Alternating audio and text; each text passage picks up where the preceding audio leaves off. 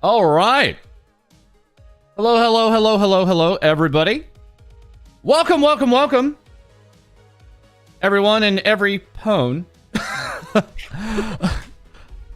All right. Once again, this is Things Vtubers Say, where we have our weekly streams over here on YouTube with a new VTuber every week.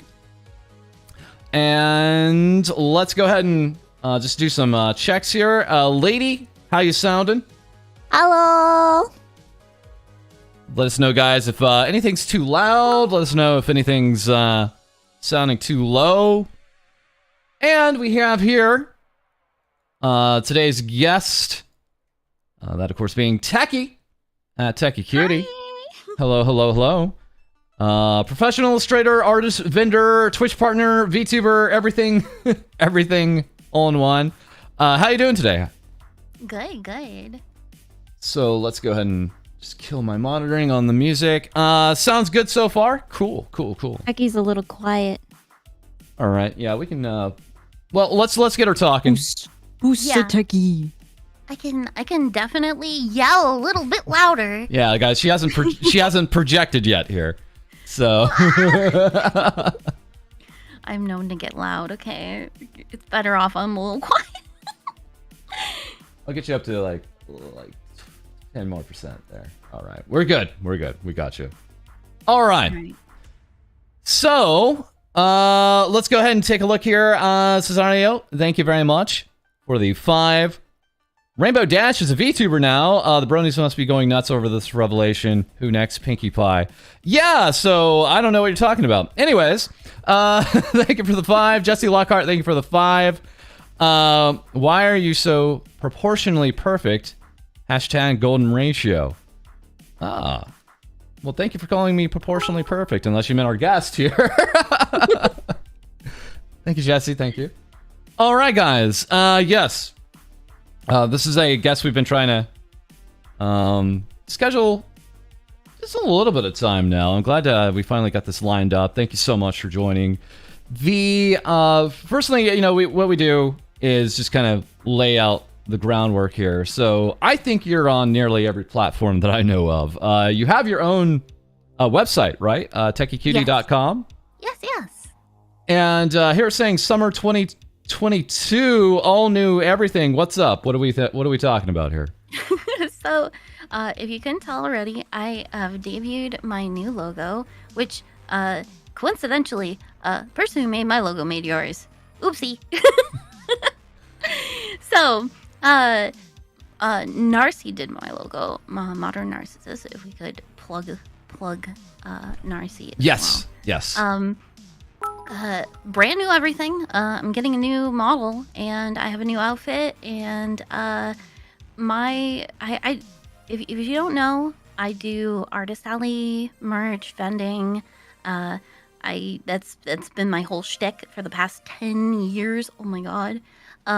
But this year I decided that I wanted to take it to the next level and work on my branding and everything, and get out my original t-shirt line and my apparel line and everything. So I am fusing all of the stuff that I'm into one big bundle of awesome. Also this year I have a big surprise for my vendor tables. It should be debuting at Otakon. Any cons I don't have to fly to California or to the West Coast from the East Coast, I can bring it with me, but it's something very special and very cool, and I'm sure people are going to freak out when they see it at my table. So I'm very excited to announce that in the very near future. But it's almost like I summoned them, but my new rig artist is like, hey, I've got previews for you already. And I'm like, oh my god. So it's amazing. It's going to be great. I'm going on Techy tour for my Artist Alley stuff. I have TrotCon in July. I've got TechoCon in July, and I've got Otakon in July, and I'm going to be going everywhere. I've applied for NecoCon in Virginia, and I've also applied for TwitchCon, so hopefully I can get into both of those.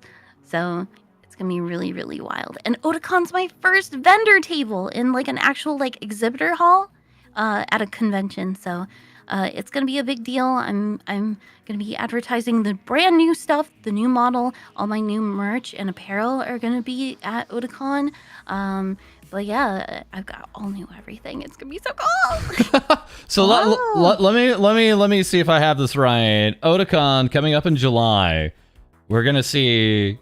Are we thinking there's gonna be a new model, a new look, or something like that the at new that model time? will be at all of my future conventions, starting from TrotCon, July 17th. Gotcha. And then TechCon, which is in Pittsburgh, July 21st, and Otakon, July 29th. So I'm going to be on tour. Oh, that's a lot of traveling. July. Yeah. All of July. This is great. We have Techy with an I, with the 10 saying, oh, well, this is awkward. Anyways, always wanted to send for awesome Robo-esque voice. So here, have some cash. Well, thank you so much for your generosity. Thank you. Yeah, so that is a lot of traveling, but you're no stranger to that. We'll get into that. Don't worry. We'll jump into that. But let's kind of go in here. You also have your shop here on techycutie.com. Yes. Yeah, so you already have a t-shirt here. We have keychains, pins. How long have you been in the merch game for? So what you've been doing here? I started doing merch stuff. I used to do like all my local anime cons back when I lived with my parents when I was in like high school and college, and I've been doing it for like 10 years. 10 years. This is year 10. Nice. I was looking at my Twitter the other day and I was like, wait, it's gonna be 10 years because I opened my Twitter account in 2012. So Wow. very crazy to think I've been doing this for so long. And like professionally, full time, I've only been doing this for like 4 or 5 years. I say 4 because COVID kind of chopped off a nice year of that. So, but yeah, it's been a lovely 10 years of learning all this stuff and making friends with people in like the artist alley and vendor circuit. I've made so many lovely friends from just doing art in general online and going to conventions. So it's been great. And just to kind of go into that just real quick, I mean, we have, 10 years of that, 4 to 5 years of the real serious kind of vendor work.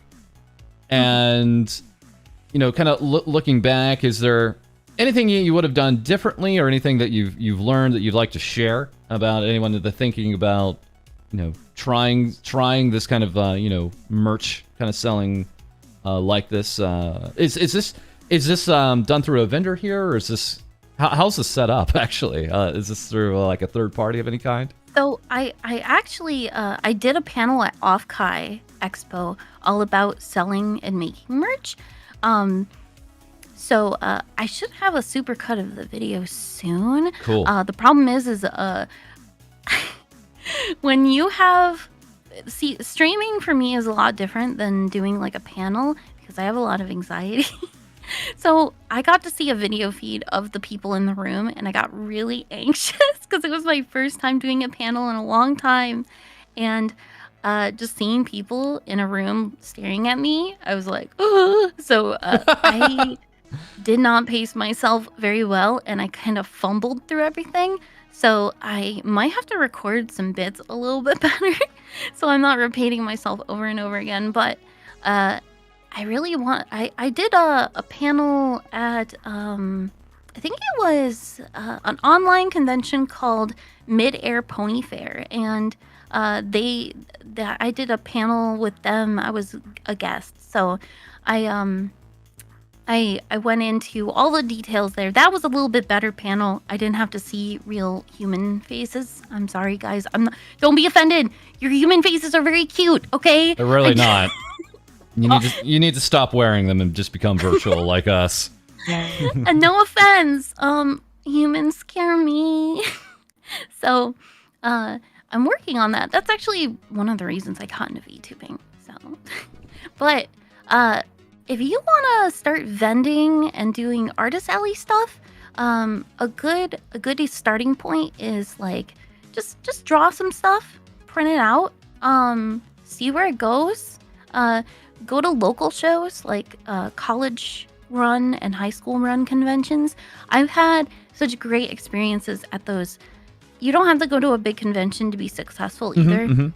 I've had great success at like small like college conventions and stuff, and that's where I got my start too. And the more you do them every year, the more people will see that you're there and be like, oh, I remember you from last year, and they'll become regulars. And that's awesome. That's honestly the most important part, is creating regulars that will be patrons to your work.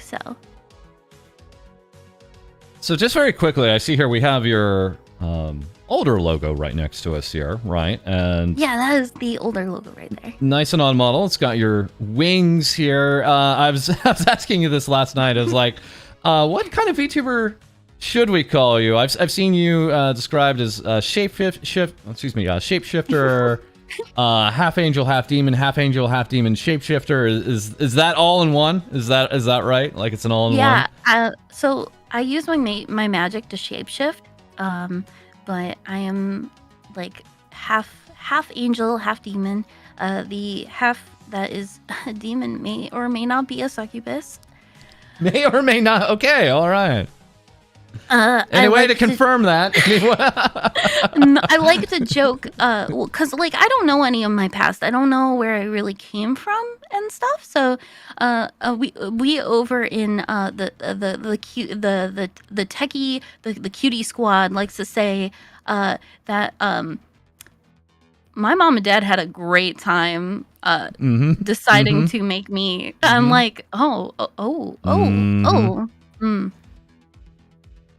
Chat, if you have any ideas on how to confirm that, we're all ears. But yeah, it's very clearly on model for what you have here. So I'm looking at your newer model here. Is there anything we should take away from this, from your newer model? Or your newer logo, excuse me. So, any hints, I guess is what I'm saying. If you can tell, my tail, can I make my tail go up? There we go. Right in Lady's face. I love it every time. I'm sorry. We have so many wonderful VTubers with tails that just smack her right in the face. I'm sorry. But my tail is incorporated in the logo. It's part of the swoosh from my pen. If the pen does not tell you anything, I'm planning on doing more art streams over on Twitch again. I used to only primarily be a art streamer on Twitch. Oh. And when I started doing VTubing, I was noticing a lot of people who used to be like art people on Twitch. Yes. When they switched to being a VTuber, they were like, okay, well, games now. And I'm like, okay, yeah, I've been wanting to play games. I never get to play games. If I make games part of my job, then I get to play games again. So I was like really excited about that. And then I'm just like, I want to get back to the roots. I want to draw again. So I'm thinking about doing more creative streams as well. But most of my content is VR chat streams, and then sometimes I play like requested games, horror games, stuff like that. I feel like everyone wants me to play Observation Duty. I'm on Observation Duty 5, and I'm like, oh no, I'm gonna have a bad time, aren't I? But you already played the first 4? I played the first 3 on stream back when I was only a pony. Back when I was a wee little pony, and everyone got a kick out of it. So I'm like, now I've got to play the rest. Now I've got to go play the rest. Oh no. So, I'm trying to get the horror game stuff started early this year because this past year, back in I believe September was my debut as a human. It hasn't been a whole year since I debuted as a human yet, and I haven't been able to revisit spooky games since then. So I've been wanting to get back into it. So I'm really excited. I can't wait until after my giant convention tour is done, and then I can get back to playing games and drawing for everyone, and just having a great blast of a time. Yeah, it sounds like just more streaming altogether, more games, more artwork. Yeah. I kind of wanted to get your opinion on this, lady, because you know you're a variety streamer. You do some illustration streams, a lot of live 2D streams. Some gaming streams. Do you think you have a preference now, or do you still like the variety of it? No. I don't know. So, like, when you're going to, like, live 2D, do you get burnt out on it? Yes. I get burned out on everything. And that's kind of the question, is because I see some VTubers, and they're just like, art all the time. It's so crazy. And I'm like, okay, all right. I mean, it works. Like, they know their specialty and everything like that, but it's surprising. Yeah. Okay. I don't want to jump to this too quick, but let's take a look. Obviously, we have you on Twitch. So once again, twitch.tv/techycutie. And what when did you do you recall when you started streaming on Twitch? 2017. But were you I was not a VTuber. Okay, no. yeah, okay. Just confirming that, yeah. Yeah, I was a flesh tuber. I had real human fingers, and I had a camera that pointed to my Cintiq, and I would draw, and people could see the tablet cam, and that's how I did it, because I didn't like showing my face, because the lighting in my office was really bad. I lived in a basement apartment, and there was one window in my apartment, and no light, and it was very dark, and whenever I streamed, it was very late, so didn't have very much light. And so we were kind of talking a little bit about this before, but you had almost been into VTubers before there were VTubers, it sounded like, because you were kind of in the MMD kind of scene a little bit, 2015, 2016? My secret past is that I used to do MMD stuff, and I can't divulge the information too much because people will figure out who I am, and I don't want that. But before I was Techy, I had a secret past of I used to make AMVs with a AMV studio, and I also that's why I do all the cool video editing and stuff for my own content, because it's just something I really liked.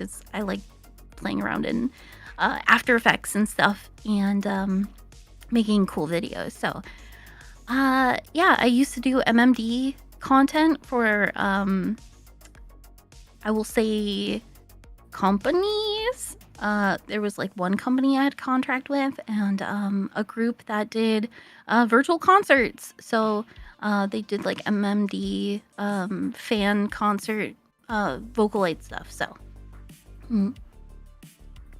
is there anything you'd like to share about your character here, though? Because you were telling me something very interesting. I didn't know if you wanted to share that here, but so when I was in this AMV studio, I had a OC that was a bunny girl. She was a bunny girl, but she was I called her a cyber bunny, and she was a part cyborg human character, and she had floating clear transparent ear things, and it was really cool, and I really liked her a lot. I actually started working on a 3D model of her back I believe it was 2016, and it was around this time I started streaming, because I was streaming before Twitch, I was streaming on livestream.com, like commissions and stuff. And she was like the character I used in like the corner of my screen. So technically, I was a PNG tuber before PNG tubers even existed. So she was my mascot for my art stuff for a very long time. And this is before I was known as Techy. And I started making a 3D model of her using like MMD bases and stuff. And she didn't get finished because I kind of moved on to doing the art stuff completely. And the rest is history. She still lives on. I've drawn her, I think, a couple times since then, but maybe I'll bring her back sometime. She's really cute. I hit her with a 5. Ayo, AMVs. I wish I could know which one she made me to. I would love to watch them. Me too. Same, bro, same. I'm gonna go ahead. It's like, guys, if we just look at her name, Techy Cutie, she used to be Cutie Techy. No, I have no idea. This is all news to me, but My Lord Von MMD. yeah. So there was some time that passed here. You were doing live streaming. When did you know that Vtubers were a thing and that you wanted to be a Vtuber? So, like most people, found out about Kizuna Eye, but I was a weird one. I was more interested in Kaguya Luna. She was really big for a time there. I mean, she was almost equal to Kizuna Eye for a bit of time, actually. But I liked her so much because she was so colorful, and that really like cemented it. I was like, oh, VTubers are so cool. Look at all these cool VTubers. And Luna was she was very loud and peppy, and I really liked that. She wasn't like a cutesy, like wootsy, like voice type character. Right. I really liked that. And I would watch clips, of course, like most people did back when the VTuber boom was about to explode. And started getting into HoloLive stuff. A close friend of mine was like, hey, check out this clip of this like anime girl. Her name's Korone. And I'm like, I love Korone. I love Korone. You don't seem to understand. I'm the one that should be telling you about her. Yeah. Yeah, that's right. It's Mika Picasso did the Kaguya Luna design. I believe that is the same artist for Heikos Bells, currently in HoloLive. Yes. Holo Council. Yes. Another very, very colorful design there. I'm a huge fan of them and Lam. So I love all of the colorful artists. Yeah. If I could ever get a dream model from either of them, I would in a heartbeat. Yeah, because we have Lam, and Lam has done. I mean, we have the whole Lam family. Oh, correct me if I'm wrong. That was also she's been doing The Boys, right? So she's got not just Coragiali with HoloLive Indonesia, but also Vox Ankama, Folger Ovid, and now RPR.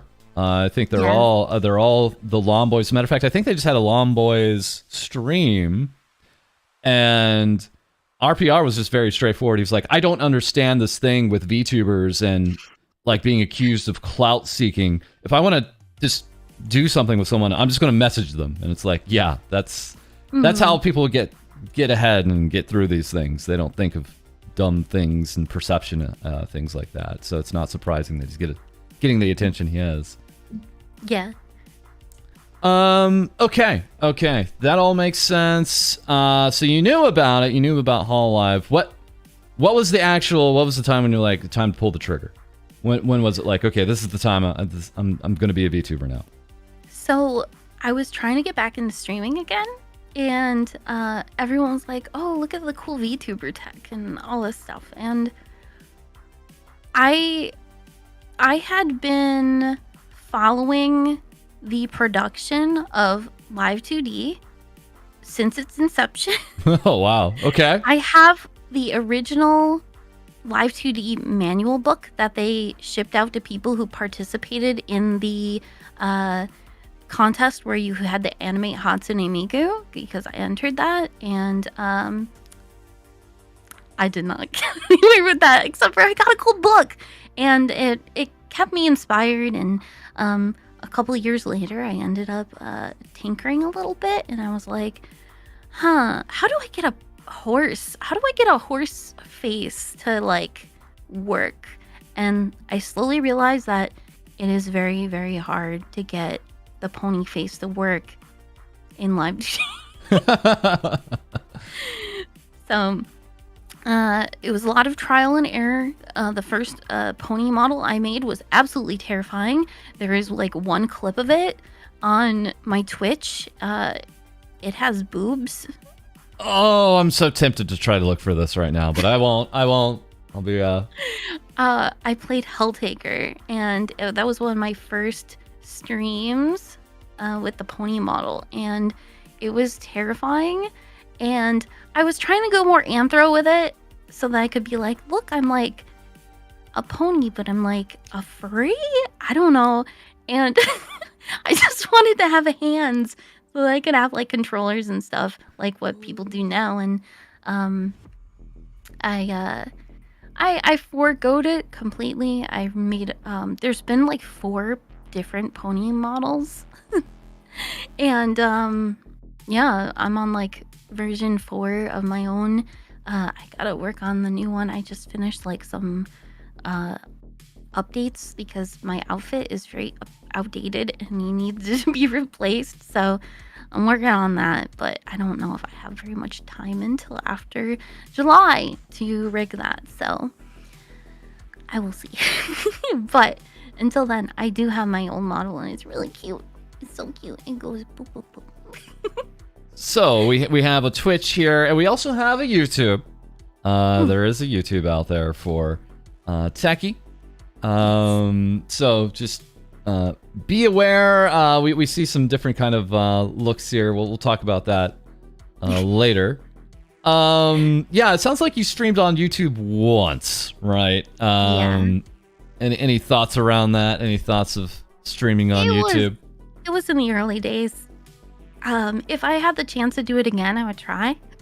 But with Twitch partner stuff, it's like really complicated to do like streaming on multiple platforms and all that. So maybe one day, maybe if YouTube fixes a lot of stuff. A lot of stuff. A lot. I was actually talking to a few friends last night about this. I was like, you know, if YouTube really cleaned up some stuff and fixed a lot of things that are like bogging down like discoverability, and I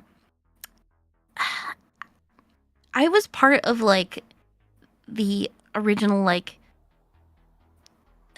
the YouTube algorithm change that like killed like 90% of like animation videos and stuff. Yes. So when I did speed paints and stuff, because I would stream and then I would put the speed paints on a YouTube channel. Yep. Don't go looking for them.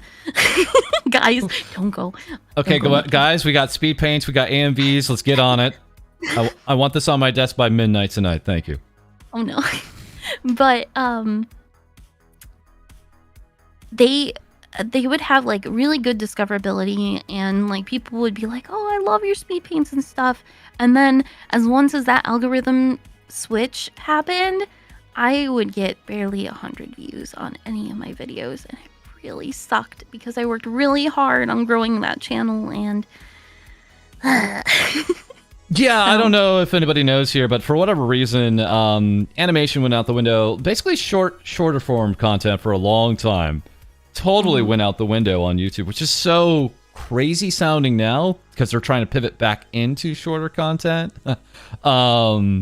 It's hilarious because they were going like really long content. So that affected animation because animation takes the time. Animation's, 20 seconds, 30 seconds a minute at most sometimes. And it's very time consuming to make. So. Exactly. So you were looking at thousands, tens of thousands, if not more, of normal views, and then all of a sudden it was just there was a sea change. It happened very quickly. Animation scene on YouTube. I don't think I've seen any kind of content take a bigger hit other than maybe kids content at one time, but that's a whole other subject.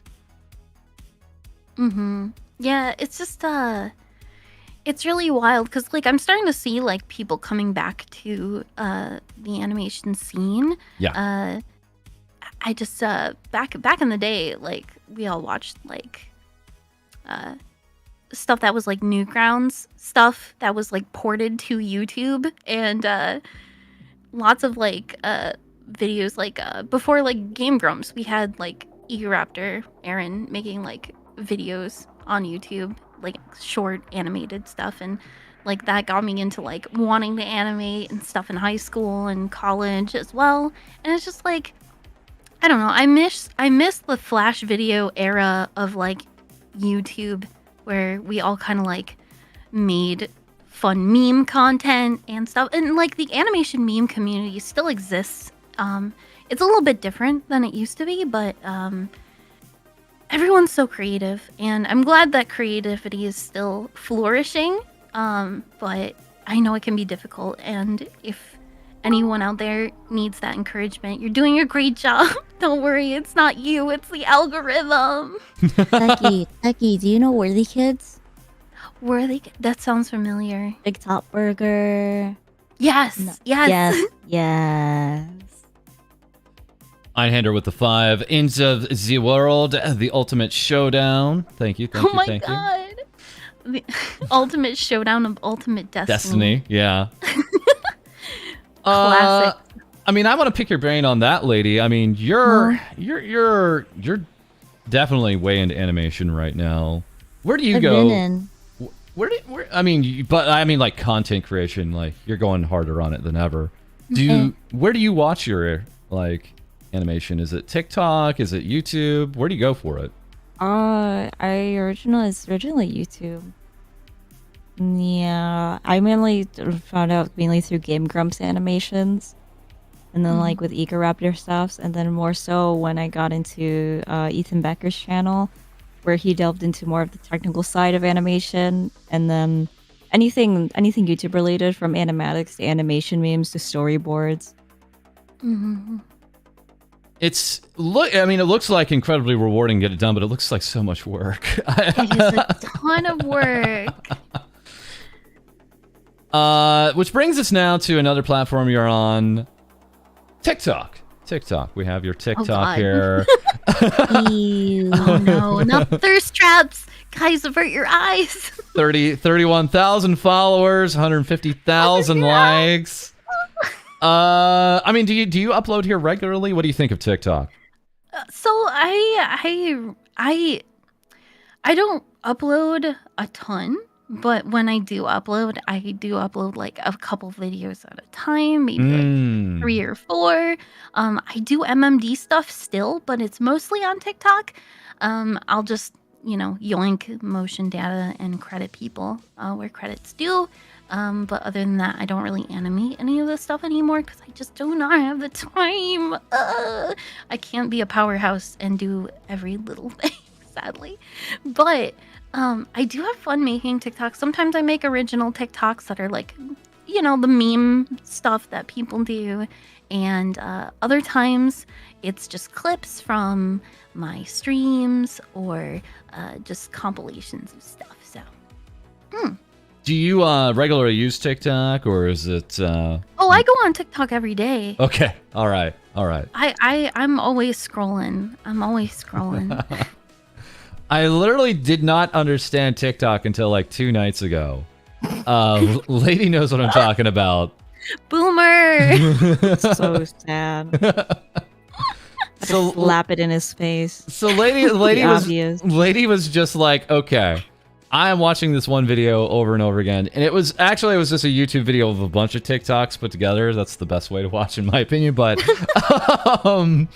and all it was it took normal TikToks of people just doing TikTok things, but then it slapped VTuber names on them And it like all of a sudden it made sense to me because it had a bunch of Niji Sanji English names on them. So here's Luca doing this. Here's, Pomu saying this. And I was like, oh, this all makes sense to me now. Like TikTok like suddenly clicked in my mind once I could like contextualize it. Yeah. You always have to, if you don't contextualize it, TikToks aren't funny. Yeah, but I guess that's the thing. It's like, what's the entry point, right? Like, what works? I don't get it. Niji slander. No, I mean it was funny. I literally was just watching like TikToks with the Niji Sanji, like funny TikToks, but with Niji Sanji characters. And it's just like I was watching that for like 2 hours early in the morning.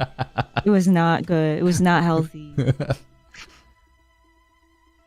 All right. Very quickly, it looks like we had a blog.techycutie.com. I don't know if this is kind of up to date or not, but oh no, it's not at all. Lots, this is just really old stuff. Lots and lots of photos here. I'm gonna be probably purging that and then whatnot, but most of the stuff on the site, if it's hidden stuff, is secret. So yeah, false.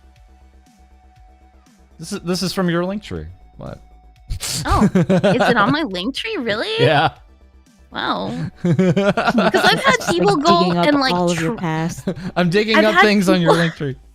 No. I've had conventions literally like take my portfolio page that has like secret like development stuff on it and like publicize it as like my link on like I'm like, now I've got to change the URL and have that URL redirect.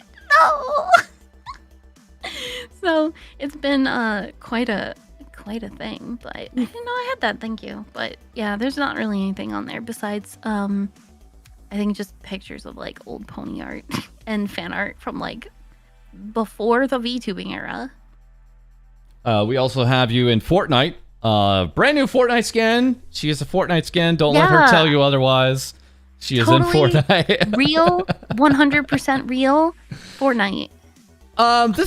This is something I don't think you're giving enough credit, but I think you're like one of our top 3D VTubers because you take the time to do things like this and have fun with some full motion capture here and there and doing full streams with that. And I mean, what's your thought on it? Do you have any preference of being 2D? Do you have any preference of being 3D? I like to dabble in everything. That's the thing is like a lot of people tell me I'm a jack of all trades and that I just dip my toes, my supple toes into everything. So I just I'm very ADHD and I like to try new things. So whenever I try something new and I like it and I learn about the stuff, I keep the knowledge and I basically use it for pretty much anything. I make all my promo videos. I make pretty much everything except for like my models now. I basically up until now I like made everything myself except for my VTuber models and the pony model. I have like an old human model too. Like up until like September last year, like everything was self-made and self-crafted. So like from my promotional materials down to my like graphic design, everything up until like this point was all me. And now getting to work with so many new people and get to collaborate basically on such a big project for like this year for my new setup and my new graphics and stuff. Like I hired like a bunch of people and a bunch of artists to like make promotional art and all kinds of stuff. It makes me feel really happy because I love working with other artists and basically it's like all of my dreams get to come true because of so many cool people that I got to meet because of chance. And I think that's great. And I think that's what makes the VTubing community great too. Let's also talk about something else. We got some news here. Oh my god! I got accepted to the Otakon Dealers Hall. So can you kind of break this down? Because maybe I'm not understanding. Like, can you explain what the difference is here with Otakon versus, kind of what you've done before, if I may ask? So with Otakon, I have sold at Otakon in the Artist Alley, almost every year since 2016, Okay. 2017. Okay. When I first went like full time, like serious. So I started off just applying to like the bigger shows and stuff because I'm an East Coast kiddo over here. Basically anything on the East Coast, Northeast Coast for me at that time was fair game. I took Amtrak everywhere because I didn't have a car or vehicle or anything. I just took my stuff, got on the Amtrak and went everywhere and flew places. And I remember my first Otakon. I was there all by myself. And it was terrifying, and I never want to do that again. Thankfully, I don't have to do that again because I have cool staff that I work with that are friends of mine, and they all help me out, and it's really great. I'm very thankful that I have a lot of friends that help support me in my craft and in my work, and don't ask for like payroll. I love you guys. I'm sorry. I'll pay for your hotel this year, I promise. But it's a lot of work and a labor of love, and basically getting into conventions is all chance most of the time. Big conventions like this, it's lottery based. So you apply and you pray to whatever above in the heavens that you believe in, or down in hell. Like, I'm half demon, okay? I'm not gonna judge. For divine guidance that you're picked. So I got really lucky every single year and got in almost every single year since I started applying. And back in 2019, I applied for a special pro row booth, which is a 10-foot by 10-foot booth near the front of the room.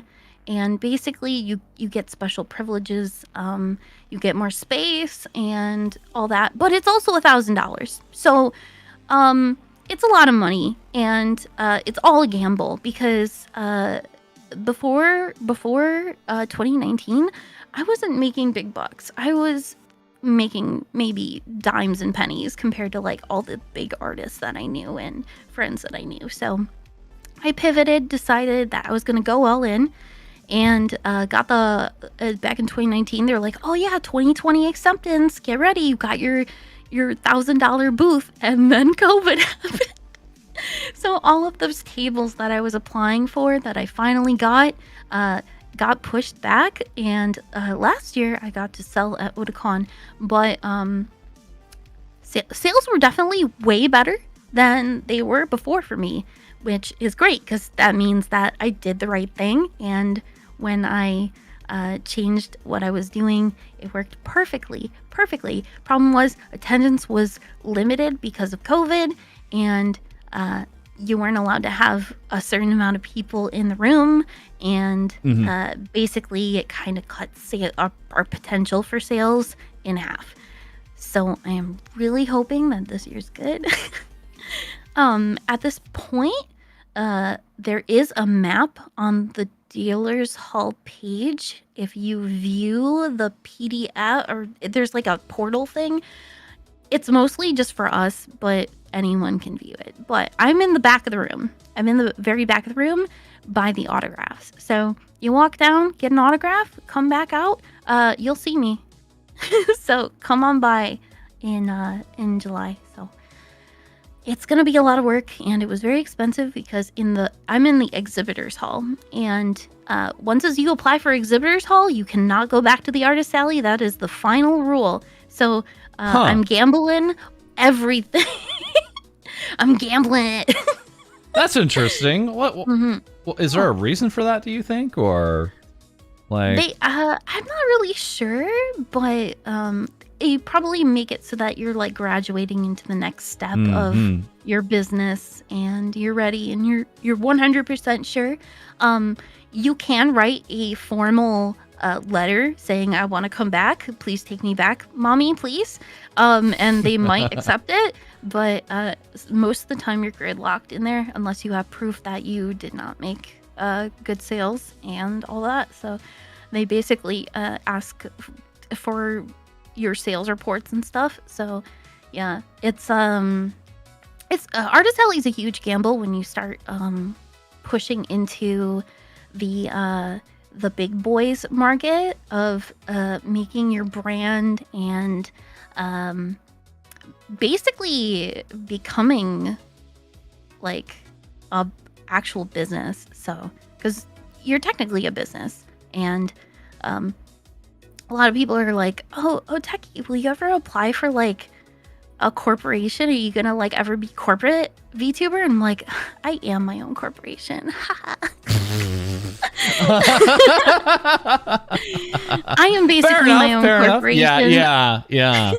I mean, I have a bunch of questions around that though. So, I mean, for your staff and your friends, I mean, did you seek them out? Did you just find them by other means? Like, was like it a my mixture? current VTuber friend group? Well, like the folks that are helping you at the conventions, right? So at convention, they're all like college friends, high school friends, Gotcha, like people I like clung to and have not let go. And they're like, "Oh, Techy, you're so cute and sweet. Yeah, we'd love to help you." And I'm just like, "Make me money." Make me money now. So yeah, money. So I pay them. Don't worry, I actually do pay them. They get free badges too. So after the dealer's hall is closed, especially at Otakon, they get to roam around and do whatever they want, which includes concerts and stuff. So this is one of your setups here that we've seen recently. It looks like. Now, I like talking about this a lot, especially last year, because it felt like this is still a cutting edge kind of aspect where you have your VTuber self here that you can actually present from. Yes. For those who maybe can't see it, let me see if I can zoom in a little bit. It's right there next to Techy. And you have a substantially sized tablet here. I'll just, I'll make myself scarce. You have a substantially sized tablet here that you can present from and talk to people from live, right? Yeah. And I think right now, is it just that you're setting up in like the hotel Wi-Fi, or have you done entirely remote presentations before? So I have done remote twice so far this year.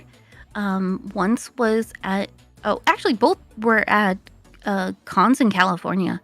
So I realized very quick that with the growing gas prices that were going to happen this year, that I should possibly send people for me and not like go. So basically I just presented everything online through I just used Discord to put myself on the screen. There is a delay and stuff, but I'm working on like improving the tech and like talking to people about like making stuff to like fix my issues. So and it was great because the first few times people were like, is this an AI? Is this artificial intelligence? Am I talking to someone real here?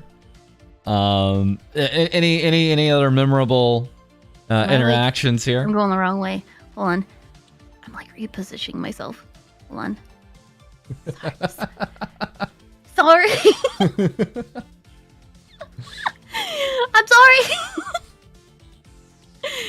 Discord call thing is like reversed, and I'm like, So, yeah, people have called me an AI, which is kind of funny. I've had people yell at me and be like, shut up, AI. And I'm like, what the? Wow. I'll be like doing my cute VTuber voice with my pony model. I'm like, ha ha, And they're like, shut up, AI. And I'm like, bitch, what? Excuse me? Just change my voice. Like, excuse me? Rude? Hello? They think they're so quirky, but they're just rude. Mm. Oh, they apologized, so I don't hold a grudge, but Does that make you feel powerful? They're like, oh my god, I'm so sorry. I'm like, you better be. Make you feel strong. Yes. We also I have... wish I was strong. I'm like 5 foot and short and weak and tiny, and I'm like, I finally feel what power feels like. You've just described every VTuber now. Like, 5 foot and Cabal is maybe the only tall VTuber I know. Every other VTuber is 5 foot something or lower. Yeah, yeah. Okay, so this is a really incredible leap, and I think it can mean big things. But very quickly, I wanted to point this out here too. Yes. Gamers Outreach is going to have something called a VTuber Summer Slam. It's their upcoming charity event at the end of June. We've also been invited. We'll be taking part in it too. But it looks like Techy's way out ahead, letting folks know about it and getting it animated here and all that. I probably need to look into how to do this. Yeah, this is kind of new, right? They did some outreach. I don't know if they reached out to you directly. Yes, but they did. They reached out to me directly, and I was like, of course. Yeah. I would love to do this. A lot of people don't know my personal story, but as a child, I was in the hospital a lot, like all the time.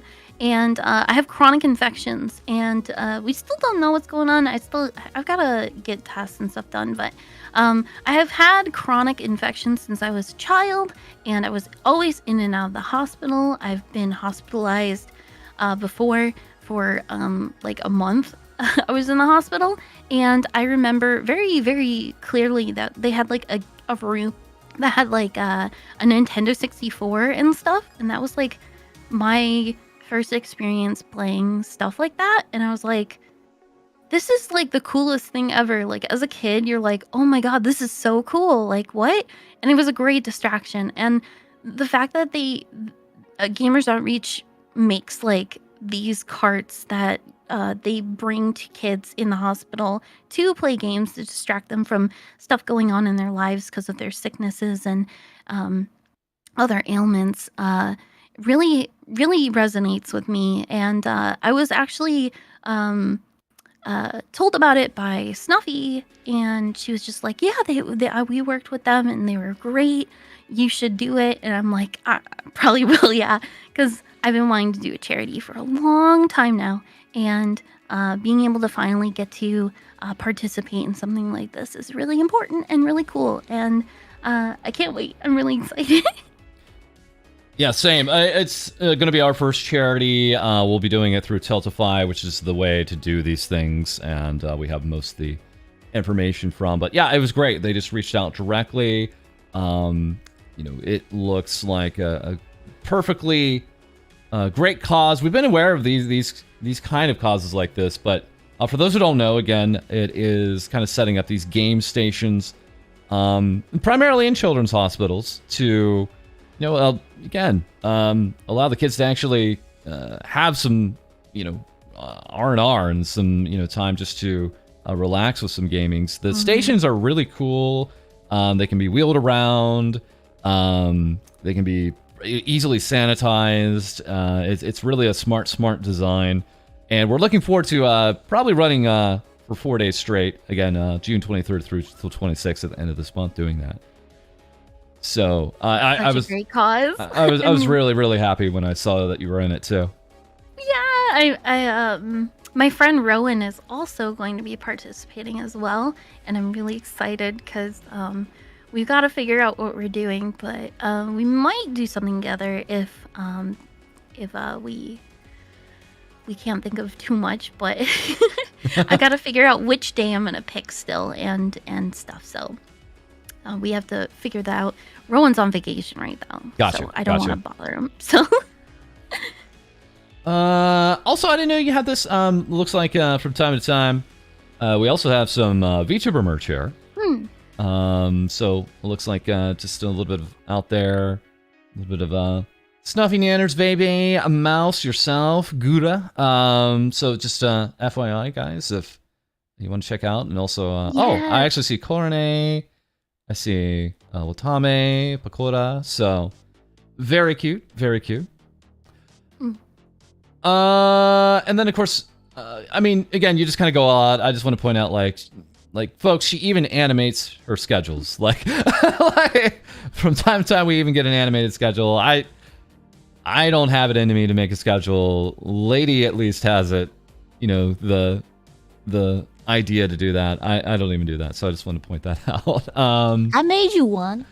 Never used. That's used true. It for like 1 week. Because it was used like it for 1 week and then never again. Because I was like, wait a second, my schedule is the same thing all the time. So yeah, I'll show up when I show up. My stuff fluctuates so often that I have to figure it out as I go because of like the conventions and like because I was accepted into Otakon. I believe I got that email like earlier this week. I have to reorganize my entire schedule to fit in new merch production again.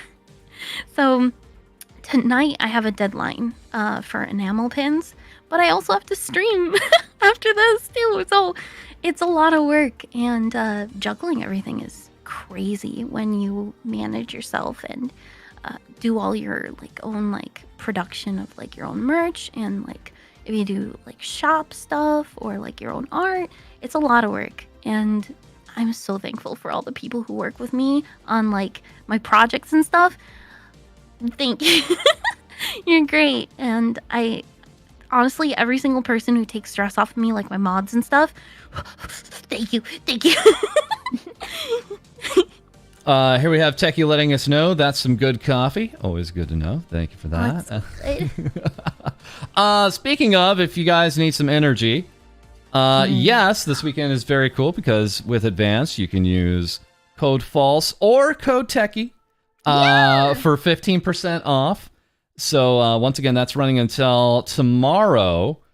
You can use code FALSE or code Techy. That's running until about 1 p.m. Eastern, 10 a.m. Pacific. Yeah, Advanced. So the thing is, folks, we were approached by a lot of energy supplement companies. We had our pick of the litter, to be honest. And I have to say, we went with Advanced because of those associated with it. So when I saw, okay, we have Buff Pup, we have Eye Candy, we have Techy, I trust their judgment, and that's what helped me pull the trigger to then go into competition directly with them. But yeah, seriously, it's been a good partnership so far. Can't recommend them enough. I've been enjoying what I have from them. Anything you'd like to say about them? I love the hydration formula. My lemonade is almost gone. Yep. I've been drinking nothing but that. Same. Like crazy. And it's great because it doesn't have caffeine in it. So like if you were drinking, you know, caffeinated beverages all day and you're like, oh, I can't do another, but I'm really like thirsty and I want another Advanced UG, you can get the hydration formula. It's great. I will say that I was drinking before Advanced UG reached out to me. I was partaking in other brands and wasn't really loyal to one particular one. I was trying out ones and not really having any success of what I really wanted. A lot of them are really chalky or just didn't mix well. There was like one that really tasted strange. It was a strawberry flavor and it tasted like old bubblegum. And I was like, gross. So when Advanced reached out to me, I was like, okay, one thing will figure it out for me. Give me that straw, and it is super delicious. The energy strawberry is so good.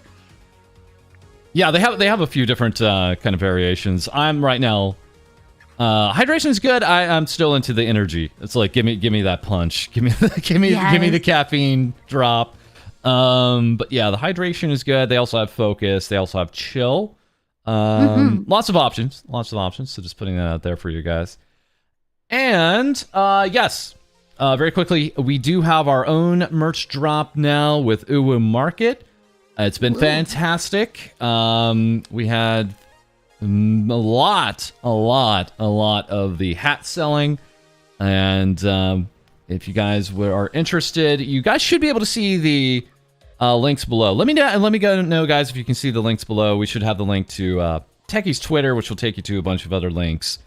And if you would be so kind, feel free to like the stream. That helps push us out and helps more people know about Techy. So thank you for that.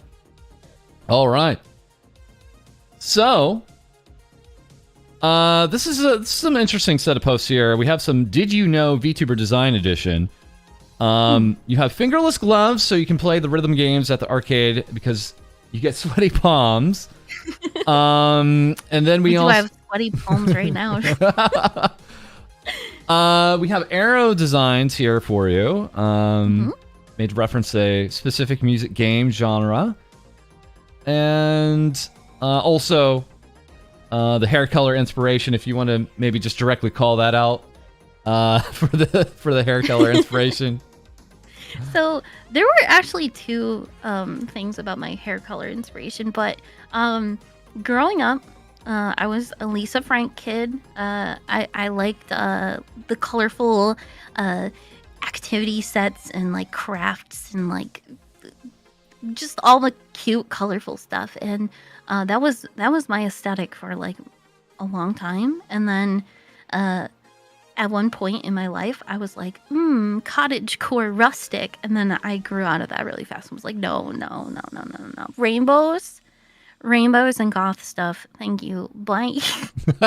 But the colors in my hair also symbolize a lot of other things, like I really like magical girl anime, and a lot of magical girl anime have these specific colors as like the character, the main character colors. So it's always like the pink is like the main character, and then there's like purple, yellow, green, and blue. And like Tokyo Mew Mew, which is one of my first manga and anime series I ever watched and read. All of the characters have like one of each of the colors, so I was like, that's important to me. I just like rainbows. I just love rainbows. How am I supposed to live without that? So color is very important to me, especially as an artist. And if you haven't seen all my art, it's really colorful. It's like it's just a rainbow vomit.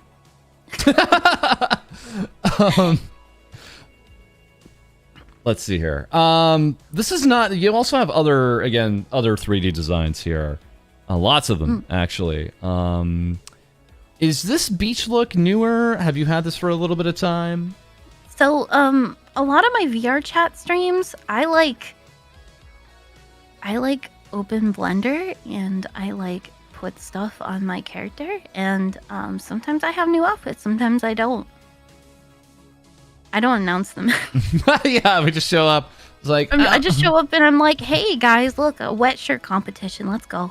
Then I'm like, oh, Techy's online, let's raid her. And it's like, we're raiding you. You're like, oh, I gotta put on a shirt again. Yeah. Okay, so identify with this. When you pull an all-nighter and you're so hungry but feel so dead inside at the same time, fridge empty, so you order delivery for breakfast. Yeah, I've actually planned out our day or two. I was like, okay, I got nothing in here. We're gonna make this last, or we're gonna make that work. I hit her with another 5. Techy's been such a wonderful guest, and since False's hands are probably sweaty right now as well, lady, could you do the honors tradition? So we also have this, my new morning ritual, putting on food videos while I answer my morning emails. so I don't forget to eat breakfast when I'm done. Mm-hmm. Little bit. Oh, here we have Narcy here actually. Creator of your brand new logo for those interested.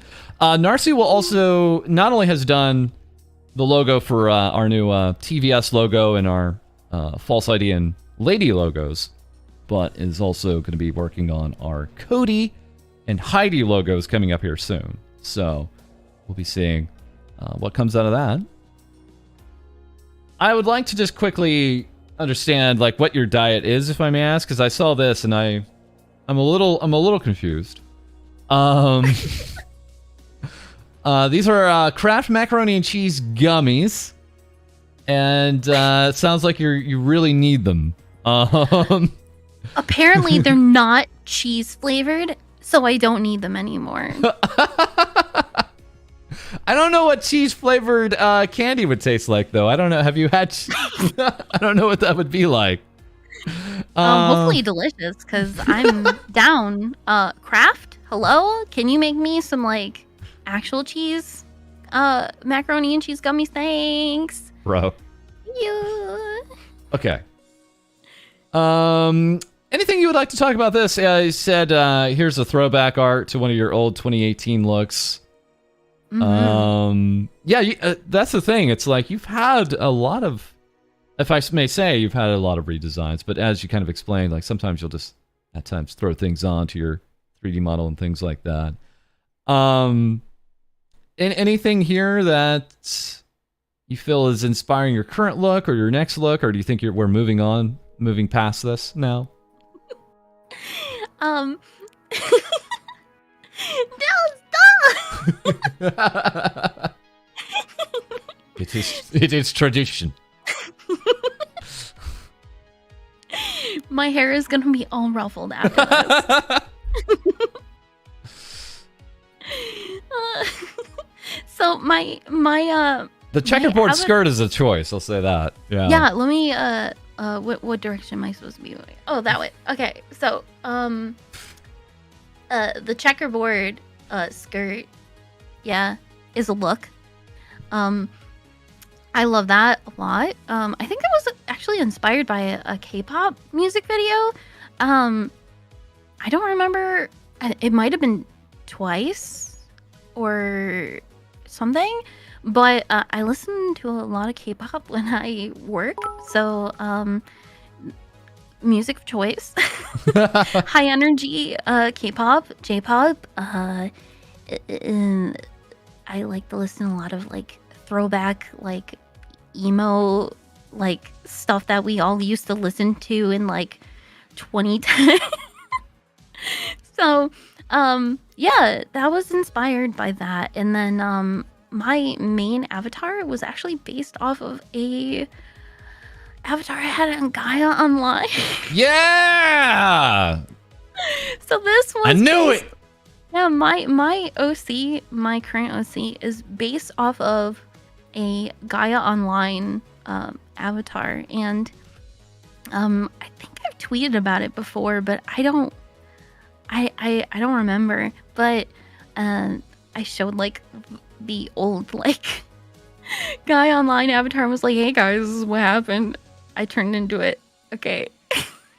But my wings used to be on my head, and I used to have like mismatched like socks that were like stripy socks. Mhm. And then I decided I'm going to take those colors that are in my socks and put them on my sleeves and my accessories and stuff, and kind of freshen up the design for when I become like a human VTuber. And that's what I did. And I designed my outfit all by myself. I wanted like athletic, but I wanted comfies. I wanted something comfy. So I have like a athletic like bra top thing, like a, I don't know what they call them, like a workout top, crop top thing. And then I've got like the hoodie that goes over it. And very weird thing was when I first started out, I was actually thinking of being solely a DDR streamer. I was actually Really? going to be a DDR VTuber. and I was gonna just stream rhythm games and focus on DDR. But how could you like?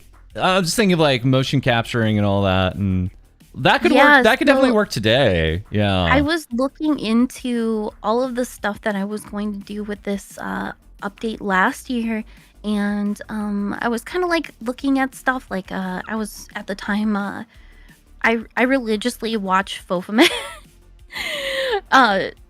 Super cool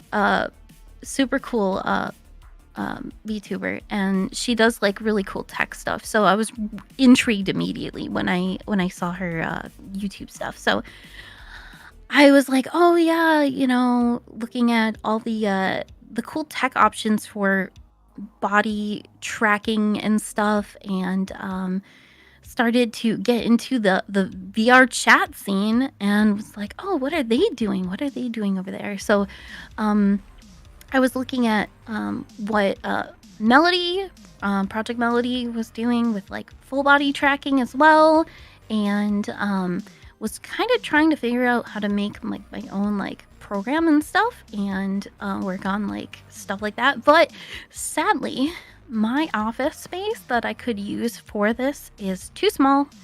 After I made adjustments and stuff.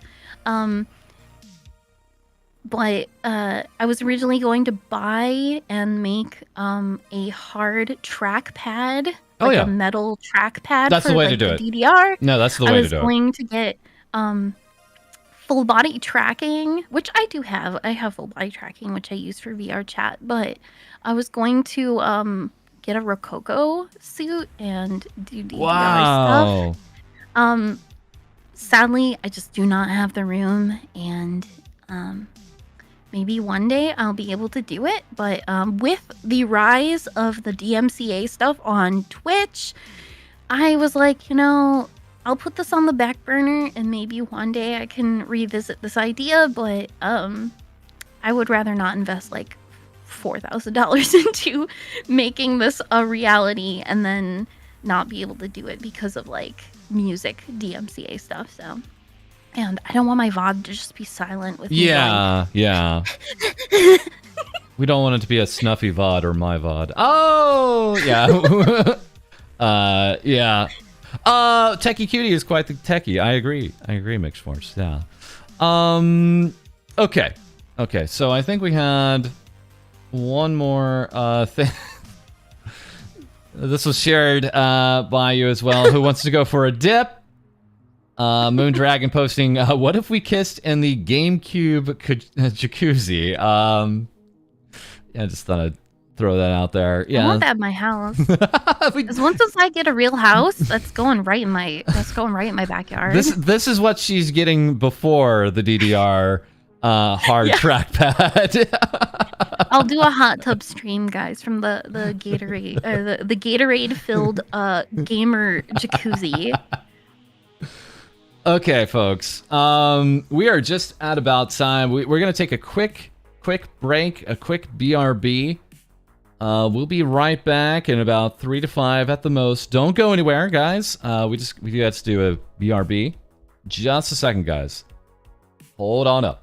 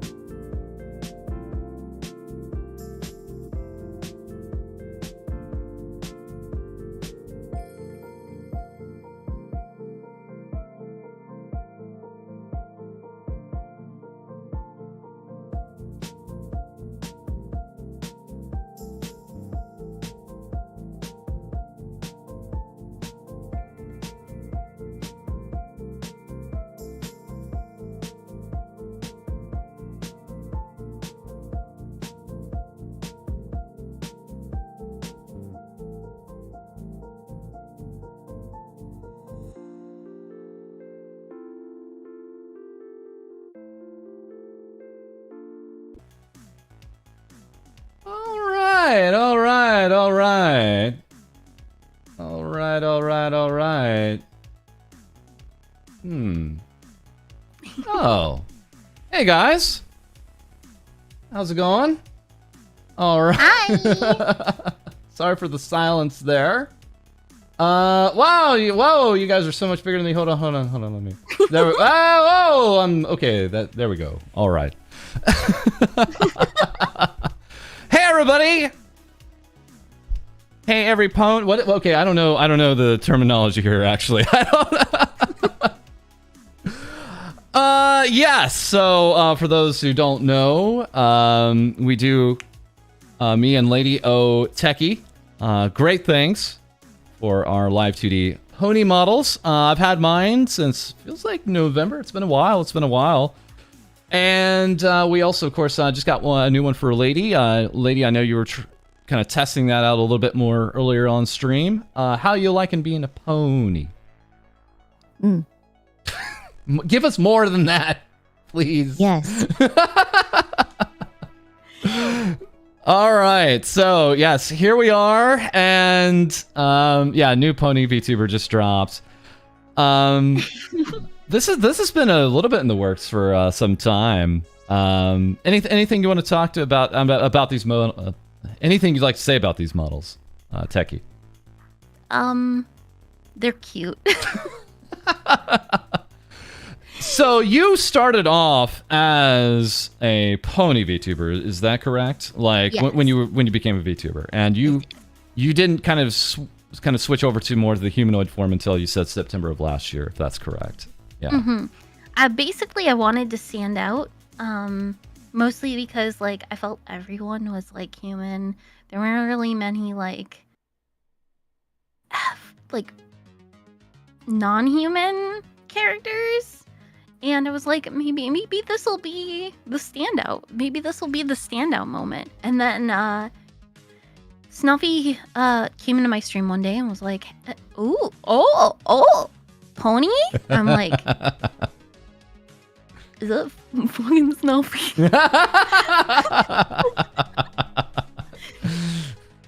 and back then, she was still the pink cat. Yes. So yeah, it was different very voice, surreal. different look. Mm-hmm. Right. And I was just like, oh, okay, hi. And I'm really thankful that she reached out to me and stuff, because now like me, like I'm part of like a friend group of people that are like really close, and we're really like, I don't know, we talk every single day, and it's nice. And before that, I really didn't have anything like that. I kind of kept to myself and just kind of like streamed and did my own work and like saw my friends at conventions, and that was pretty much like my entire like life. And VTubing has added such a wonderful spice to my life, and my friends are amazing, and I love them so much. You had a pretty interesting, lengthy post about your relationship with My Little Pony, a little bit with the scene, as it were, and we don't have to go through all that, but do you want to talk about just quickly, the franchise, how long you've been into it, what it's meant to you at all? So I've been a fan of the G4 pony. Yeah, Gen 4. Since it came out. I was not too late into the game. I started watching a few episodes into the first season, and kind of like casually watched it because I didn't like have the stationary thing. But I was like, oh, this is cool. It's Lauren Faust. I love Lauren Faust. She's amazing. I'm gonna invest my time into watching this show, and it became an obsession. And you weren't alone in that. I'll admit my my understanding and knowledge of My Little Pony is basically that. I remember hearing like, "Yo, you need to see this reboot because it's doing like cartoon reboots right." It's by this animator, Lauren Faust. She is the Life of Craig McCracken. Again, he is also the creator of like the Powerpuff Girls and Foster's Home for Imaginary Monsters, and it was kind of this interesting time in American animation where there wasn't a lot of homegrown American animation. That was kind of the big thing about this, was most of the animators are stateside, and they're doing it in Flash, and the writing is pretty sharp, and you should check it out. So I watched the first season. I kind of, I'll admit I had a kind of a little bit in the background at times, but I did notice, like, yeah, this writing is solid. Like, it works out really good. And then we had that summer, because I watched it that summer, and then the second season started. And I just so happened to be in a chat room that was watching it at the time. It was like pretty early in the morning, and that was like the episode they introduced Discord, and these people, yeah. We might have been in the same, like, did you watch this on like a website? I think so. Yeah. On a website. That's how I got my start too. I watched someone live streamed episodes. Yep. We could have been in the same. Yeah, we might have been in the same room there. Yeah, and these people were freaking out. I mean, they were so into it. Embarrassingly, that's kind of where my knowledge of it kind of stops, because I was like, that was really fun, but I didn't go too much further into it. So I didn't know like the size of the fan base and like how big it got. Like 2 years later after that, like, to me, like, the biggest part was like, I don't know, you can tell me 2013, 2014, but that was definitely like the height of it, and like the size of the fan base, reputation part of the fan base had. I don't know. I mean, it sounds like it's had a really, really positive impact on you and your life, though. Yes. So I was a closet brony up until like 2017. Basically, I kind of did my own thing. I watched the show. I drew art of the human version of the ponies. There's like a spinoff called Equestria Girls. I draw them because they're less scary to people at anime conventions, and they're cute. And the Sunset Shimmer is gay, and I love her. Yeah, so. That artwork up here, that was one of my first fan arts of Sunset and Twilight, and I had that as prints at conventions, and people just kept telling me, like, oh, you should sell at BronyCon, because I was selling them at, like, Otakon, which was, at the time, at the same convention center, and I was like, huh, maybe I will. So I applied and I got it. I got the table, and it was my first experience at a Brony convention, and I was really, really excited because it was just the first time I had been able to go beyond my standard anime and gaming conventions and venture out into something that was a little bit more niche. And I feel like I'm sad because I kind of feel like I joined the actual fandom too late.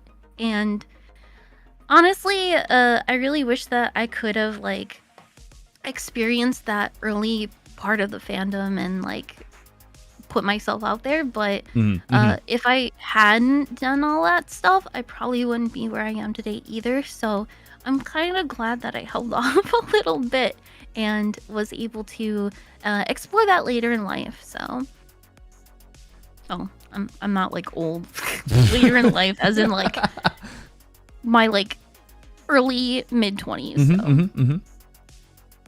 Lady, how about yourself? Have you watched any of MLP? Do you have any impressions on it? And oh, I'm sorry. Did you say yes? Yes. I don't know. Guys, I have no idea why she's so quiet today. I don't know what's up. Like, I saw her on stream just before this. She was fine. So we have all my energy, I'm not gonna lie. What's that? Oh, My energy's gone. Yeah, like you're. Charles here. I know your whole like sleep schedule is like still a little flipped upside down. So when I saw you like streaming earlier, I was like, oh man. Okay. We'll talk a little bit more about that, but let's move on. I hear something's happening with Rose Doodle. Something about a birthday, something about a secret reveal, something about that.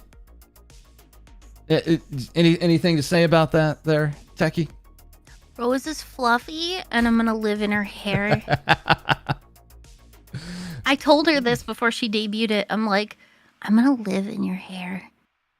I just wanna like crawl into it. It's so big and fluffy. You guys gotta see. If you haven't seen, so cute. Yeah, we'll talk about more of that tomorrow. Did want to let you guys know, yes, Lady has made another animation. This time with Eye Candy, Buff Up, and Rose, who are all part of the family. So that is out there.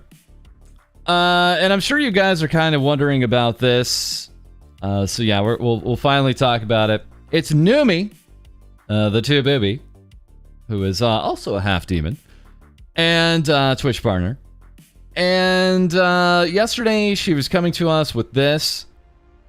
Extremely disappointed in PayPal after they banned my account with no warning and told me there was nothing I could do to appeal it. I had all proof of every transaction ready to present, to which they denied and said, what's done is done. I'm not sure if they're beginning to target streamers receiving donations, as I heard this happen before, but I am urging everyone to be careful and to have backup options just in case what happened to me happens to you as well. This is extremely frustrating. If anyone has other sites to use, link me up.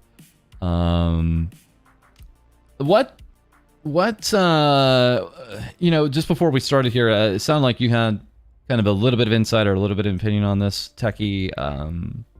Yeah, so if she was reported by someone, which is what feels like happened, because, the coincidence that both happen within such a short time span, is a little weird, but people used to do this in the in our communities, and they still do it, and they'll report an artist for misusing the PayPal service if they do not safe for work commissions, and if they just show like anything that PayPal seems as sussy, they'll be like, okay, well, we're gonna take a little chop at this and deactivate or suspend. So this happens sometimes. I've had friends get their PayPals back before, so I'm hoping that is the case, because Numi does not deserve that. No one does. Yeah, it sounded like you told me it was like maybe 90 or 120 days. Yeah, there was like 90 to like 120 days hold on stuff. So hopefully nothing gets lost and things can be recovered. But PayPal is really difficult to deal with sometimes. So always make sure that you put your money back in your bank account when you can. So. And then we had this news last night, and it was like our jaws dropped again. The double whammy. So yes, Numi got temporarily banned. This is a temp ban. You can see it on her Twitch, but it is a temp ban from Twitch. Numi saying, the way I haven't even streamed since Wednesday, bro. So she wasn't even streaming yesterday on Saturday or Friday or Thursday. Hasn't streamed since Wednesday. And then speaking in third person, free my girl Numi. She didn't do anything wrong. Hashtag free Numi.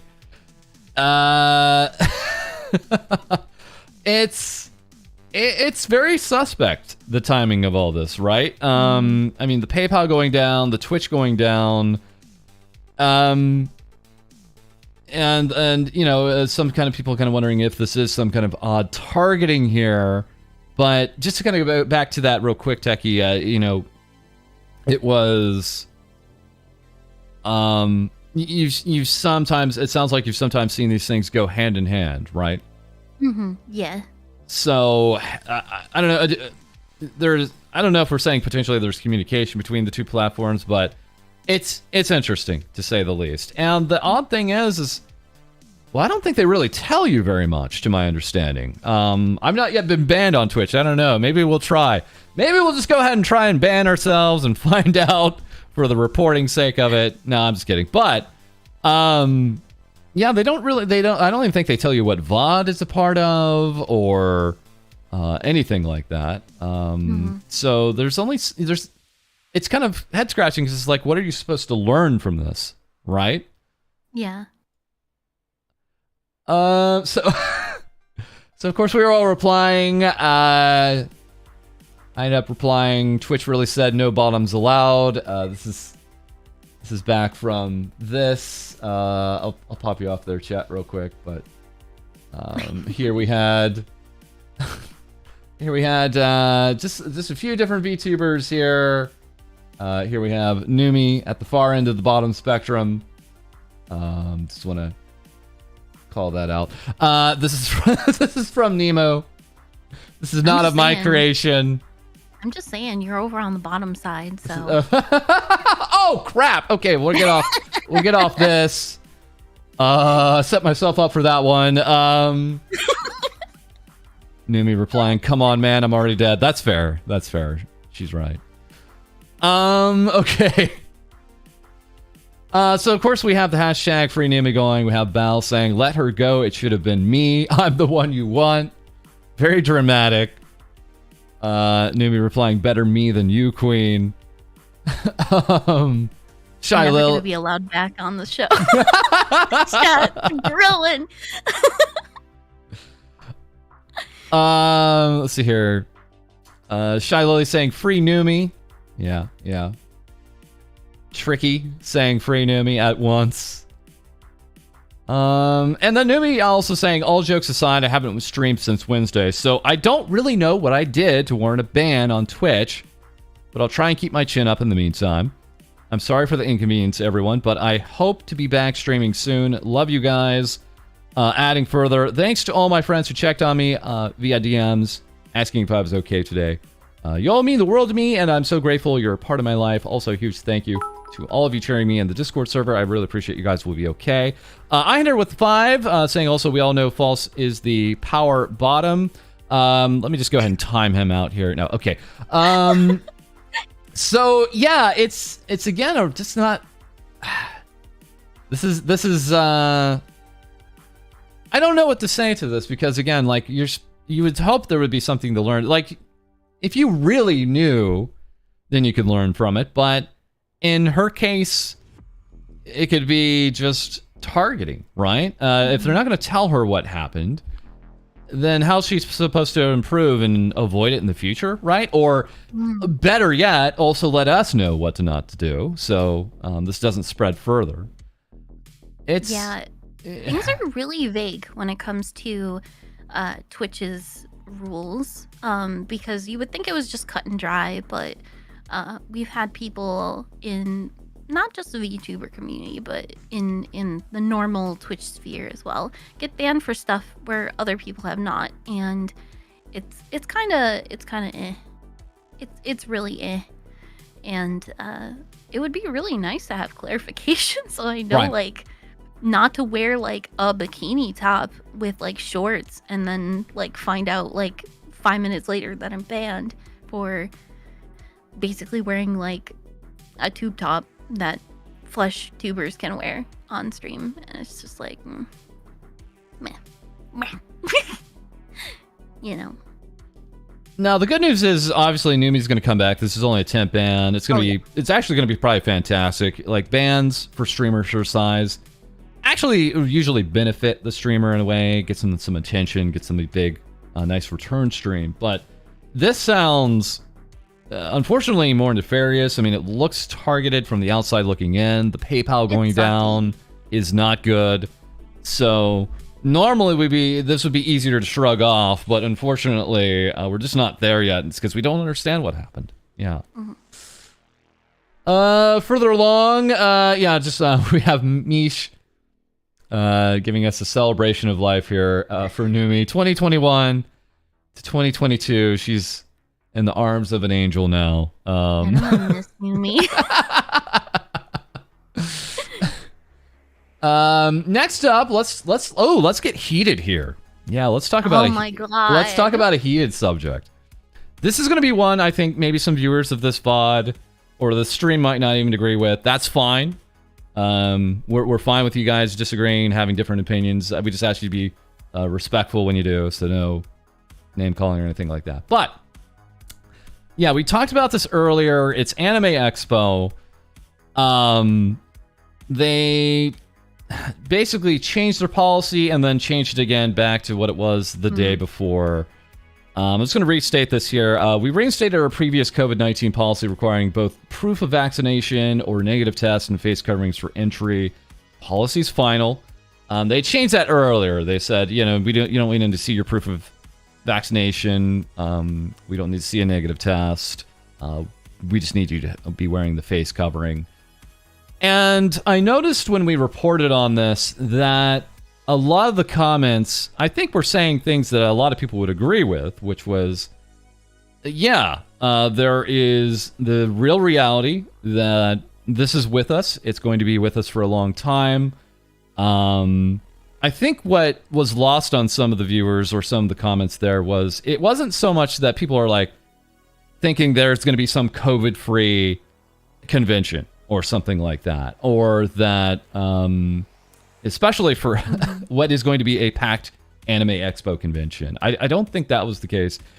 My impression was it was the change of the policy. You're walking into something with a little bit more assurance and understanding, and then that's changed, and then everything kind of changes with that, right?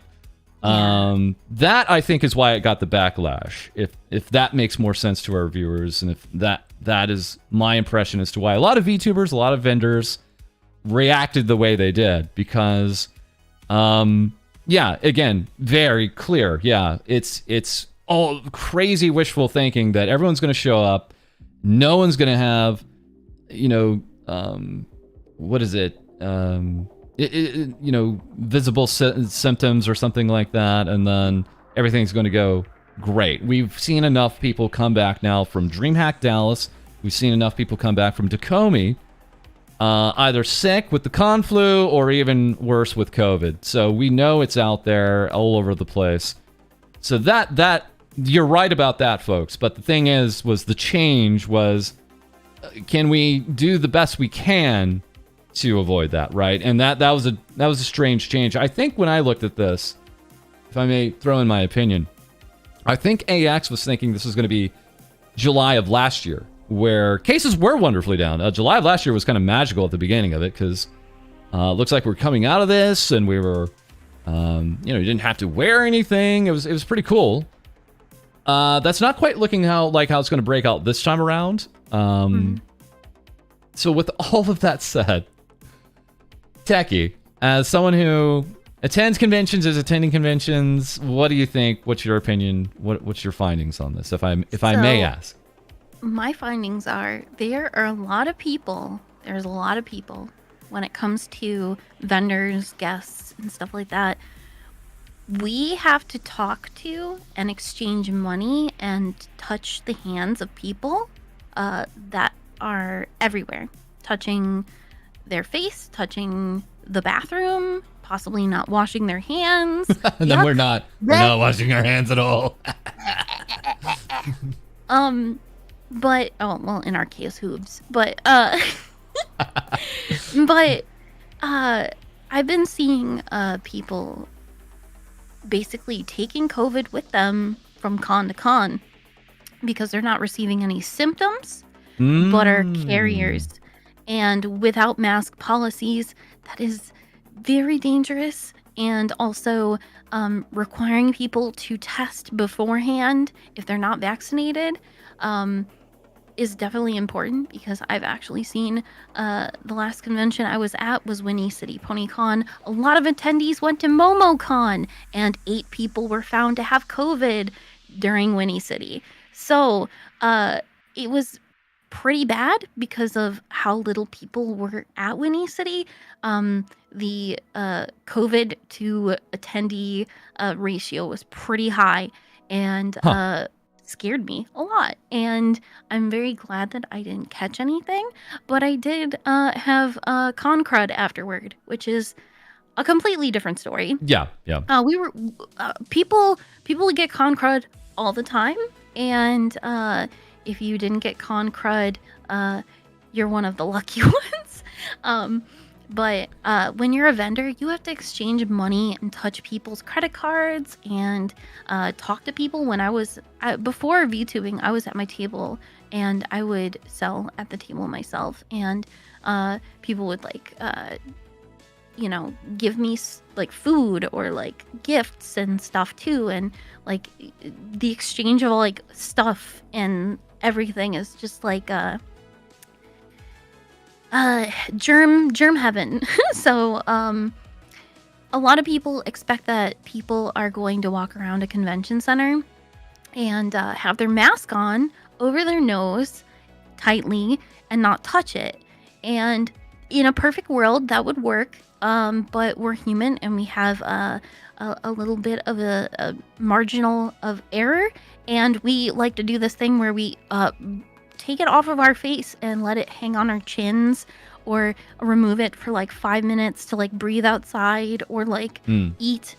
And then we put the mask back on after touching things like the table that we ate at, or touching like our bag that maybe had like stuff touching it, or like money. And it's just like, in a perfect world it would work, but it is not a perfect world. So you gotta remember that with everything, you have to make sure you wash very carefully, make sure you sanitize. Anytime you take off your mask, sanitize your hands first.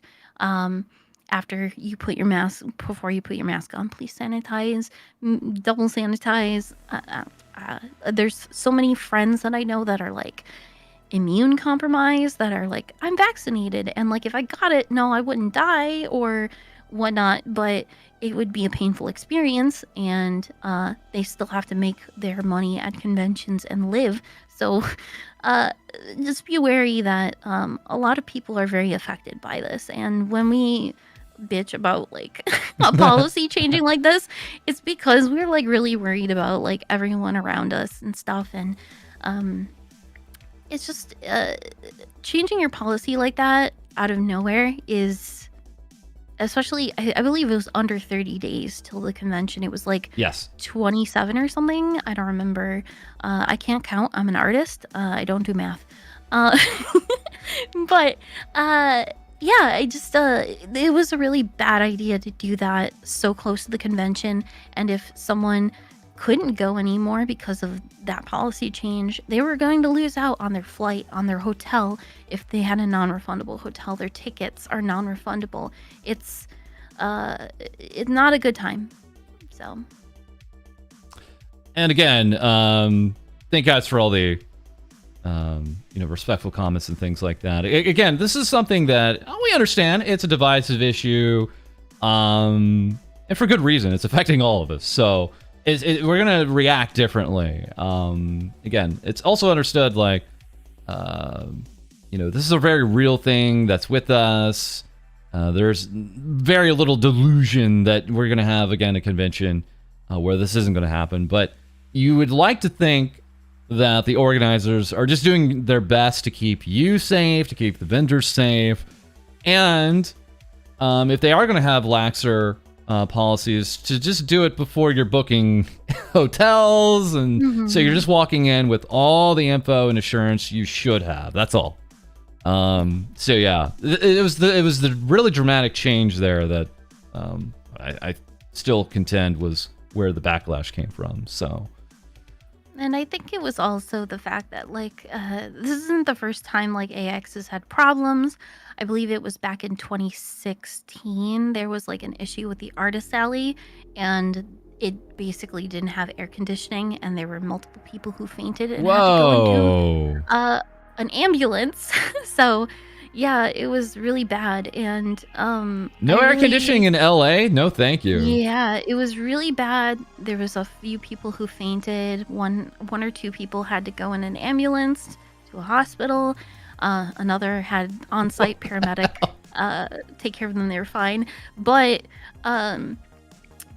it's really hard because the artist alley's packed. You're packed in like sardines.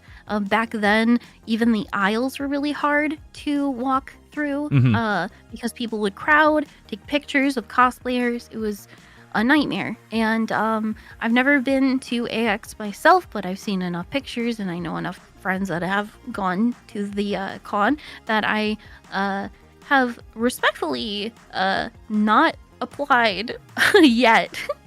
Maybe one day, but yeah. I can't sit in heat like that. If that ever happened, I would have to leave, and that sucks because like I have asthma and I can't be in the heat like that and stuff. So yeah.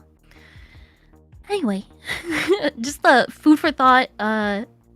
Sometimes stuff does not go well at cons and stuff, and I don't think the air conditioning thing was their fault. I think it was the convention center itself's fault, but you gotta push a little harder to make sure for the safety of your attendees and vendors and exhibitors. Yeah. And also, again, you do offer masks as well. Yeah, so we see here we have Stardust saying they came in. I love them. Thank you, Techy Cutie. While we're talking about AX, we just had this announcement. Yeah, Vtuber will be coming to Anime Expo July 1st through the 4th. We welcome you to come check out everything if you're planning to attend. So they're kind of then showing off their main little area here, it looks like. They even have a class. Vtuber is a new class here. That's cool. I like that. So, yeah, Vshoujo officially, they've been announcing a lot of that stuff, but this is their big announcement.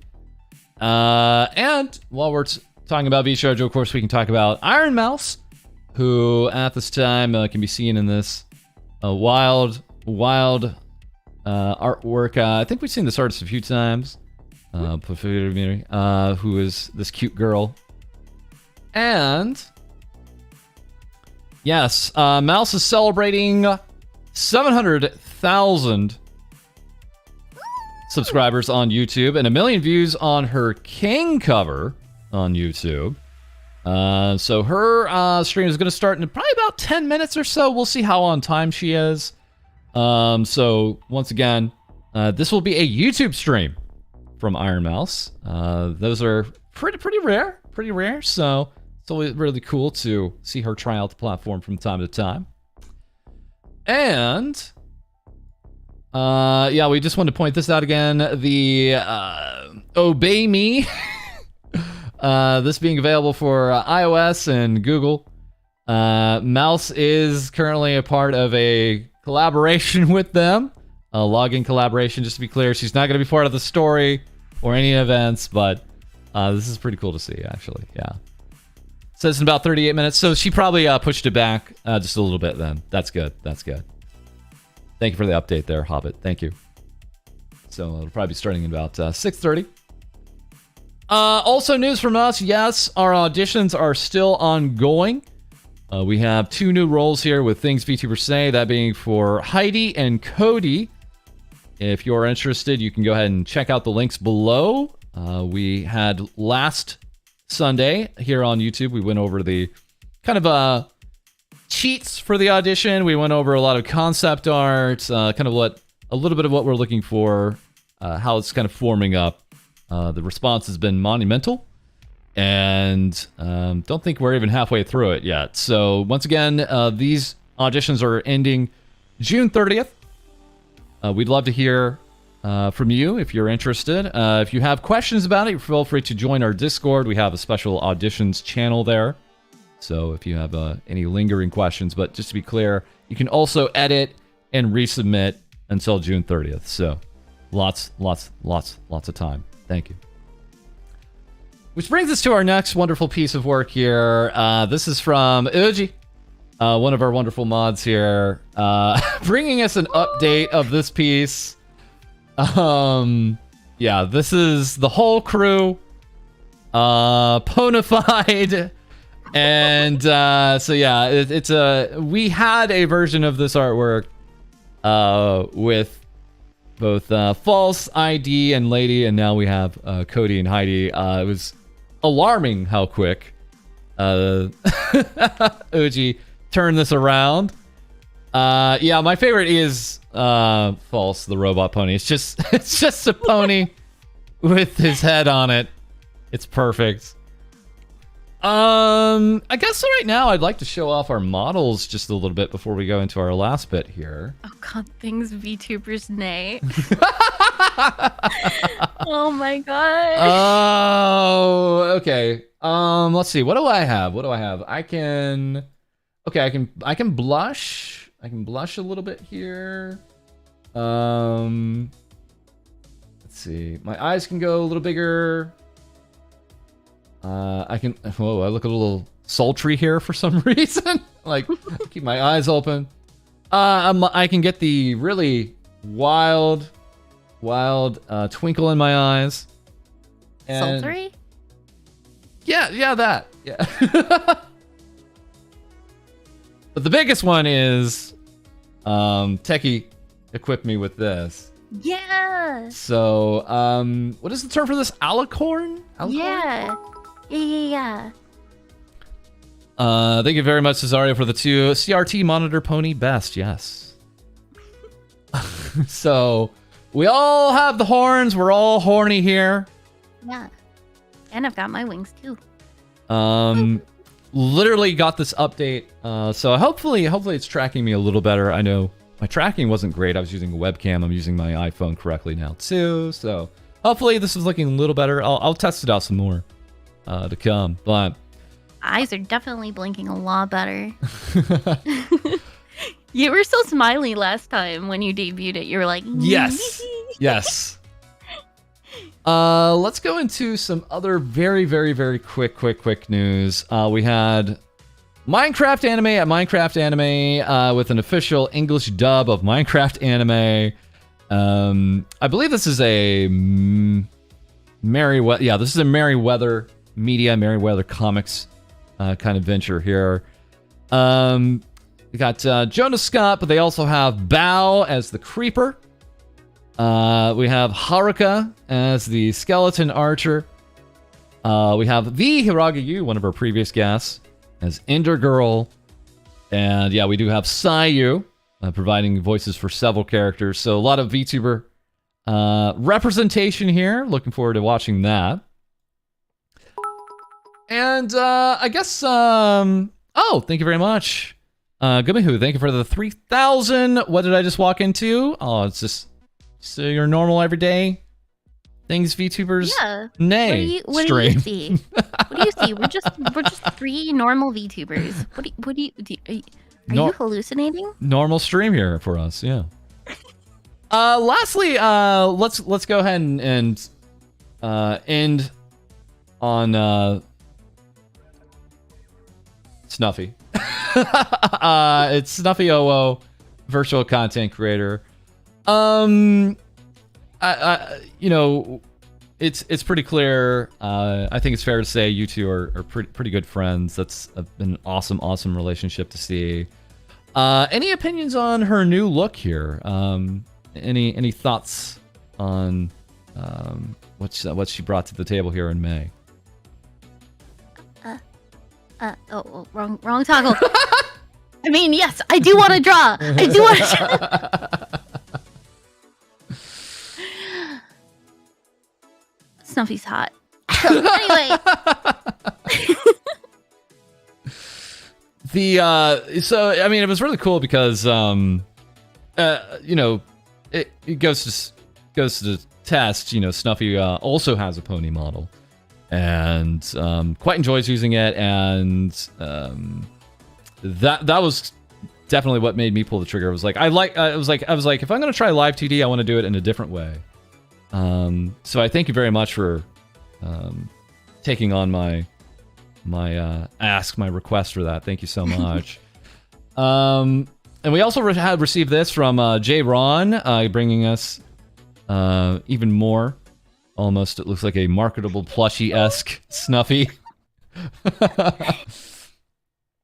Very lastly, Snuffy's in on this. I don't know if you guys have seen this. This has been taking Twitter by storm. There is an AI website where you literally just type something in and it gives you like a collage of different photos. Here we have Todd Howard in prison. Literally, it takes like 3 minutes or so for the AI to generate this stuff. But if it works and doesn't time out, you get incredible works of art like this.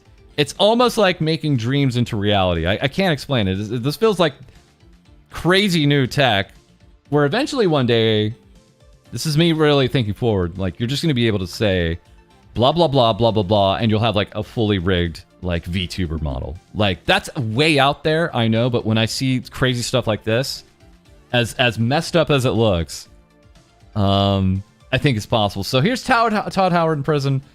Snuffy also giving us Lightning McQueen as an angel in heaven. To great results. So I don't think heaven is what he does not deserve. oh, I didn't know this was a controversial thing. So yeah. So again, purple pony twerking or something like that could be something you put in. You'll get something. You'll get something. So, anything else you'd like to talk about, Snuffy? Anything else? Snuffy hot. Twitch.tv/Snuffy. So it stands to test. Lots of fun things coming our way from Snuffy, but cool. All right, well, surprisingly enough, I think that might do us. We've had a really informative time here with you, Techy. Thank you so much for agreeing to come on and saying yes to the stream here. So if we could get maybe a rundown just one more time of what you got coming up. Okay, so new logo debuted. A new logo also has a preview of my new model in it. If you can see the background, it's really hard to make out, but you can kind of see it. You can kind of see a little bit of a preview. Also, the Techy tour all summer long. We're going July. I've got 3 conventions. I also have another convention in August, and it's the weekend after my birthday. So I'm really excited about that because I'm going to celebrate my birthday in Seattle. So that would be at Everfree Northwest if anyone is into horsing around. That's another pony convention. But yeah, I'll be showcasing off big previews over the next few weeks. Up until the beginning of July. So it's gonna be a treat, and also I'm gonna be streaming after this on Twitch. Awesome. After I eat my pizza. My pizza will be here in like 10 minutes. And lastly, Lady, anything cool? Any plans coming up for this next week at all for you? So that's a no. Let's go ahead and now once again to let you guys know this next week looks like it's going to be about the same. We're going to be still streaming over on Twitch, and this time next week we'll see. We're trying to line up our next guest. We definitely know within 2 weeks we're going to have some guests from Prism Project to have on with us. We're going to have 2 guests for that stream, so looking forward to that. Okay, let's go ahead and say our goodbyes. Thank you guys for coming out today. And now I gotta ask Techy what clopping means, so I gotta Gonna talk about that. We got to do that off stream. So thank you guys, and we'll see you next time with more things VTubers say. Later.